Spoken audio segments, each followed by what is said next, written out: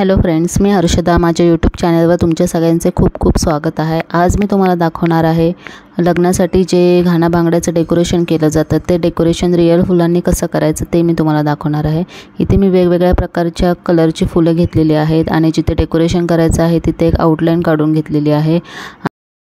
फुलं ज्या कलरची मला भेटलेली आहेत ती मी यूज केलेली आहे. झेंडूची वेगवेगळ्या कलरची फुलं आणि गुलाबाच्या पाकळ्यासुद्धा होत्या माझ्याकडे, तर त्या मी यूज केलेल्या आहेत.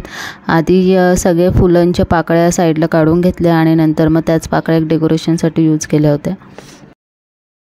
माझ्याकडे विठ्ठल रुक्मिणीची मूर्ती होती डेकोरेशनसाठी, त्याच्यामुळे मी ती यूज केली होती. व्हिडिओ पूर्ण पहा आणि डेकोरेशन कसं वाटलं हे कमेंट करून नक्की सांगा. इथे डेकोरेशनसाठी एक छोटं जातं यूज केलेलं आहे आणि ज्या काही स्टार्टिंगला आपण पाकळ्या फुलांच्या काढल्या होत्या त्याच पाकळ्या इथे त्याच्या साईडने आपण त्याने डेकोरेट करत आहोत. पाकळ्या जास्त दाट टाकायच्या म्हणजे खालची फरशी जी आहे ती दिसली नाही पाहिजे. त्याच्यामुळे खूप छान आणि रिअल फुलांचं डेकोरेशन खूप सुंदर वाटतं.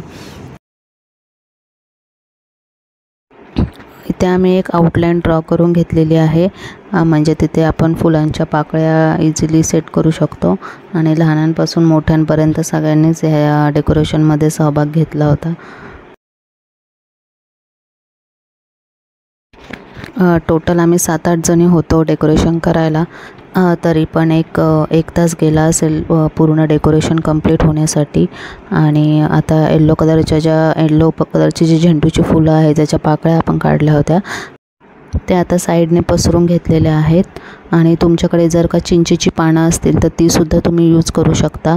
हे जे मध्ये फूल काढलेलं आहे आपण पाकळ्यांचं त्याच्या साईडने जर का तुम्ही ती चिंचेची पानं टाकली तर ते खूप छान वाटतात, म्हणजे खूप छान आउटलाईन त्या फुलाला येईल.